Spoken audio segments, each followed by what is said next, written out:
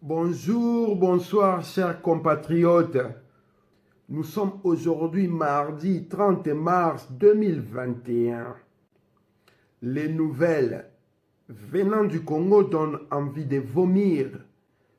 Les institutions de l'État congolais s'avèrent être corrompues, vendues à la solde de l'occupation. Avant d'entrer en profondeur de ce que j'ai à vous dire, nous allons revenir à une semaine d'actualité au Congo, en République démocratisée du Congo. Lundi 29 mars 2021, Beni, 6 morts dont un soldat dans une nouvelle attaque à Tchani-Tchani. Vendredi 26 mars 2021, au moins 175 exécutions sommaires commises par les groupes armés en un mois.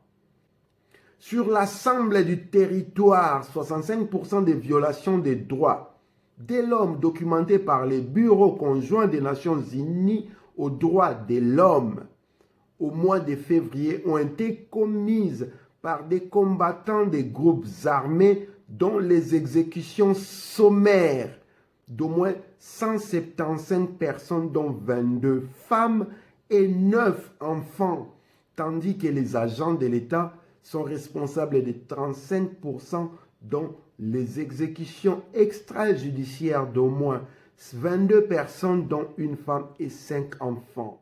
Au total, en février 2021, le BCNUDH a documenté 495 violations des droits de l'homme. Mardi 23 mars 2021, RDC ADF, encore 10 morts à Beni après une attaque ADF près de Maïmoya. Au moins 10 personnes ont péri dans une nouvelle attaque attribuée aux rebelles ADF. C'est mardi 23 mars dans le village de Tchani-Tchani, à 15 km de la localité de Maïmoya, en territoire de Beni. Plusieurs personnes sont portées disparues. Lundi 22 mars 2021, Nord Kivu, un militaire tué dans une embuscade de FDLR à Buramba, Rutshuru. Samedi 20 mars 2021, Ituri, 2 attaques ADF font 6 morts à Irumu.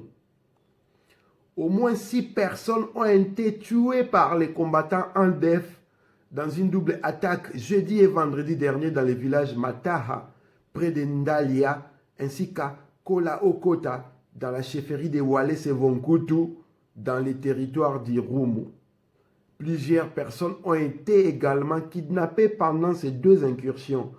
Voilà, chers compatriotes, j'ai tenu à faire une semaine d'actualité à l'est du Congo pour que vous puissiez comprendre l'ampleur du message que j'ai à passer aujourd'hui à nos compatriotes de l'est du Congo, nos frères congolais qui habitent ce que nous appelons les Grands Kivu. Nos entre guillemets frères congolais qui sont députés, qui sont membres du Sénat de la République démocratisée du Congo. Hier, lundi 29 mars 2021, Mbosoko Diampouanga, président de l'Assemblée nationale, a dit à haute voix: les députés nationaux du Grand Kivu doivent quitter les groupes armés.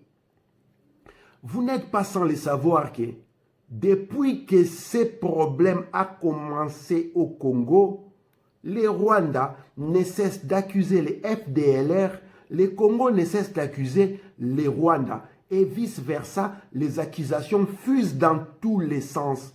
Il s'agit d'une intrication qui veut que une personne non avertie ne pourra jamais se retrouver dans cette problématique de l'Est du Congo, qui n'est pas une partie d'un territoire externe de la République démocratisée du Congo, mais bien une partie de la République démocratisée du Congo. Ce qui veut dire, ce qui arrive à l'Est du Congo concerne tous les Congolais, peu importe la localisation géographique où ils se trouvent.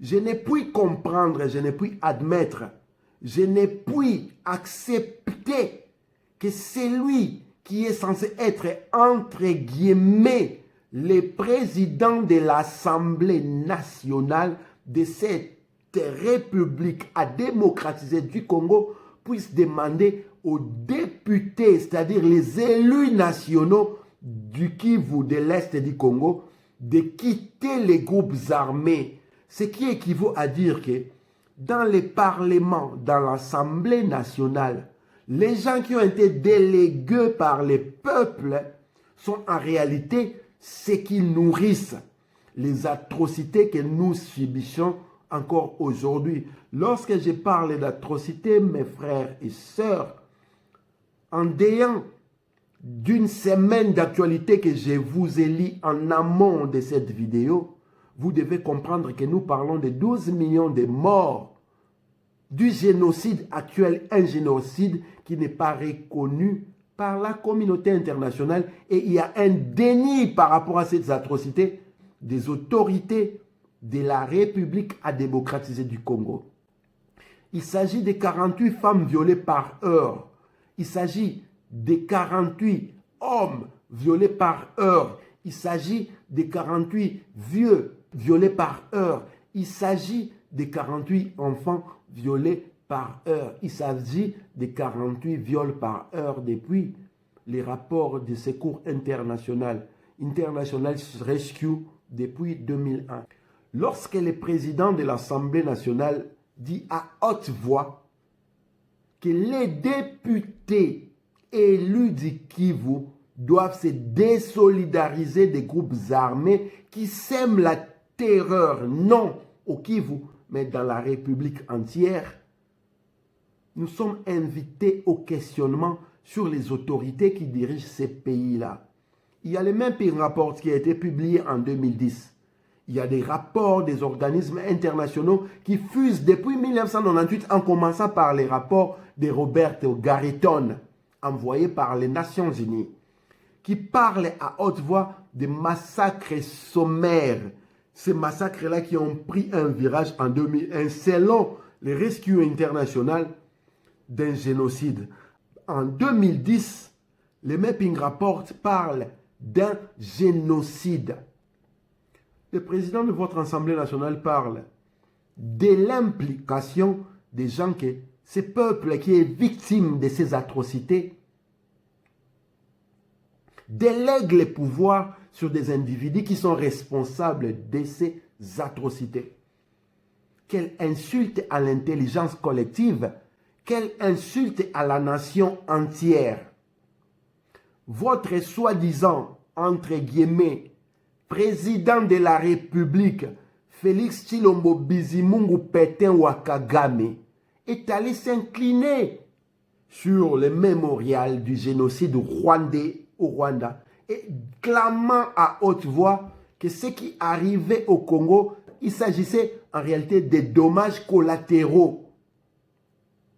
Chers compatriotes, moi, Zoro Bilel, je puis dire des choses piaffées, criaillées, peu importe les modes d'expression que je vais utiliser, mes propos sont des propos d'un citoyen lambda. Mais lorsque celui qui est censé être le président de la République parle du génocide bantou actuel au Congo, des viols, des massacres, des expropriations, des assassinats ciblés, pour s'aimer la terreur, les traumatismes dans la population autochtone afin que cette dernière puisse quitter ces terres et abandonner ces terres-là à la merci des prédateurs de la nation, ce n'est plus des propos anodins pour la simple raison que celui qui est censé être, entre guillemets, président de la République détient des informations que vous et moi, nous ignorons.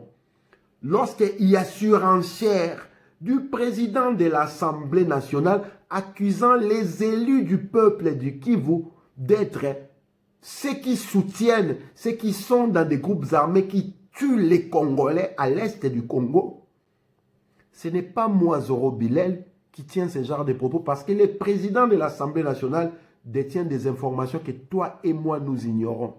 Lorsque Jean-Marc Kabunda, Jaribou Kwanza, vous savez, ce monsieur-là qui a les complexes de la couleur de sa peau et qui utilise des produits à base d'hydroquinone pour calciner sa peau afin que sa peau devienne claire, dit à haute voix que ce que Mbosoko Diampuanga voulait dire, c'est que l'implication des Congolais doit être mise à jour afin que cette population puisse se désolidariser de son, entre guillemets, collaborationnisme par rapport à ceux qui tuent le Congolais. Ce n'est pas toi et moi qui tenons ce genre de propos. Ce sont, entre guillemets, des autorités de l'État qui détiennent des informations que toi et moi, nous ignorons. Maintenant, lorsque Mbosoko Diakwanga vient dire ça à haute voix, il y a des preuves visuelles qui circulent sur les réseaux sociaux qui démontrent ce que je suis en train de dire. Il ne parle pas de la population congolaise qui est impliquée dans ces atrocités. Il parle des élus nationaux, des députés qui sont dans ces groupes armés, qui soutiennent ces groupes armés. Le pire, c'est que les gens dont Mbosoko Diampuanga accuse siègent dans ce que vous appelez, entre guillemets, Assemblée nationale. La raison voudrait que ces députés du Kivu qui sont indexés par ces présidents de cette entre guillemets Assemblée nationale puissent revenir à la charge. Demander à ces présidents de l'Assemblée nationale, puisqu'ils sont élus de ce peuple qui est tué matin, midi et soir au Congo, et particulièrement à l'est du Congo, Mbosoko Diampuanga puisse dire à haute voix qui est ce député qui est en liaison avec ceux qui tuent les Congolais. Je suis surpris de voir ce silence astral de la part de nos frères congolais de l'Est du Congo, entre parenthèses, ceux du Kivu. Ces messieurs viennent d'accuser les gens qui sont censés être vos députés, des gens que vous avez choisis, d'être en connivence avec ceux qui vous tuent, ceux qui nous tuent matin, midi et soir. Pourquoi vous vous taisez ou vous observez sans rien dire? Ce n'est pas en écrivant des statuts, des articles que les Congolais vont comprendre cela. C'est en prenant la parole. Vous avez aujourd'hui avec vos téléphones portables la possibilité de faire des vidéos et dénoncer ces propos collaborationnistes qui veulent dédouaner les régimes Imatuti, les régimes mono-ethniques du Rwanda, de l'Ouganda, qui sont responsables aujourd'hui en collaboration avec certains Congolais du génocide actuel. Pourquoi vous de l'Est du Congo, vous du Grand Kivu, les Congolais à l'Est du Congo, pourquoi vous vous taisez vis-à-vis de cette situation? Serez-vous d'accord avec les propos de Mbosoko Diakwanga? Chers compatriotes, je vais vous faire une confidence. Lorsque les Rwandais sont arrivés à Kinshasa avec la FEDEL, nous les Kinois, nous traitions cette armée-là d'être une armée d'occupation. Nous traitions ces gens-là des Rwandais. Ce sont nos frères de l'Est du Congo qui nous ont dit que c'était nos frères congolais. Le président de l'Assemblée nationale n'est pas n'importe qui. Son vice-président, je précise entre guillemets, n'est pas n'importe qui. Le président de la République, je précise entre guillemets, n'est pas n'importe qui. Lorsque Tshilombo Bizimungu Pete Wakagame dit que les victimes au Congo, il s'agit des dommages collatéraux. Lorsque son vice-président fait la surenchère, permettez-nous de nous poser des questions. Ces députés du Kivu que vous avez élus, vous, nos frères du Kivu, qui siègent dans ces, entre guillemets, assemblées nationales, pourquoi ils se taisent, pourquoi ils ne pipent mot? Ce sont des accusations graves qui ont une portée à dédouaner les vrais responsables des atrocités que nous vivons. Aujourd'hui, si vous accusez les Rwandais, ils prendront les déclarations de votre soi-disant, entre guillemets, président de la République qui parlait des dommages collatéraux. Ils prendront les déclarations de soi-disant, entre guillemets, votre président de l'Assemblée nationale qui accuse pas les Rwandais, mais les députés du Kivu, les députés nationaux de la République à démocratiser du Congo qui participent à ces assassinats, à ces meurtres, à ces génocides. Je vous interpelle, mes frères de l'Est, en particulier vous du Kivu.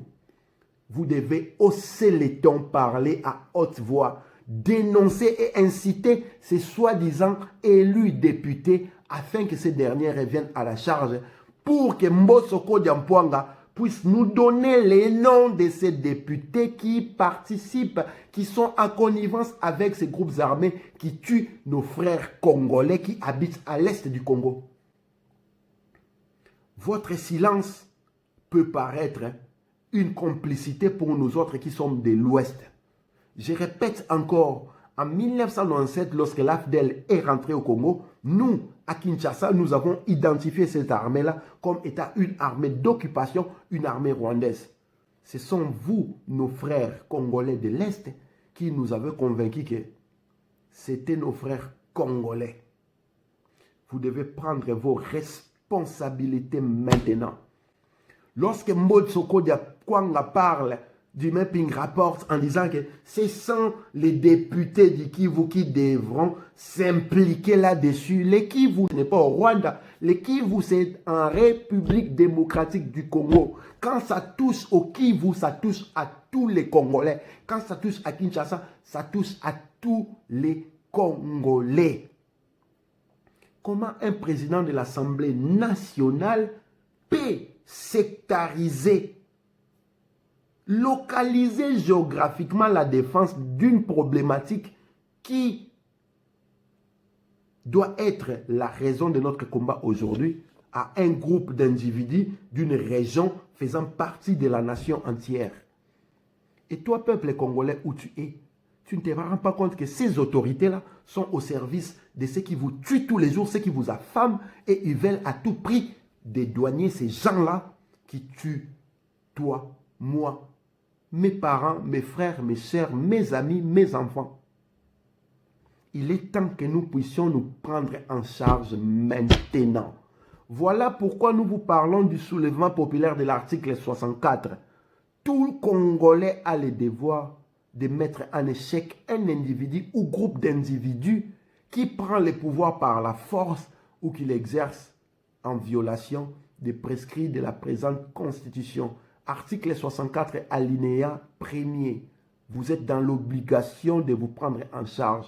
J'attends à ce que vous, mes frères du Kivu, du Grand Kivu, que vous venez à la charge contre Mbosoko Diakwanga, contre vos députés, contre Félix Tshilombo Bizimungu Pétain Wakagame, contre Jean-Marc Kabunda, Jaribou Kwanza, le mec qui se déteint la couleur de la peau avec du mécaco, avec des produits à base d'hydroquinone.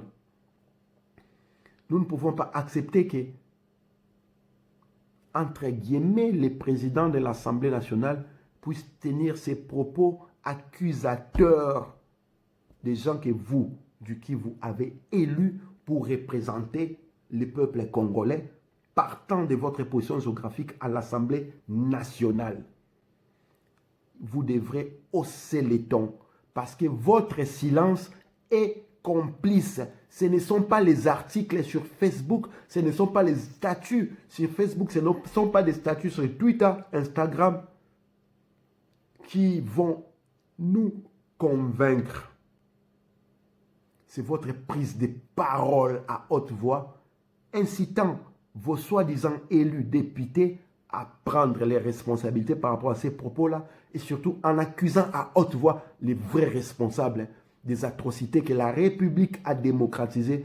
Nous, le peuple congolais, sommes en train de subir encore aujourd'hui. Bandoukou Apenzi à Grand Kivu. L'heure a sonné pour que vous puissiez dénoncer à haute voix les responsables de ce qui se passe à l'Est. Mengu mengu ba omona kimbirikiti. Métatron. Ibobo.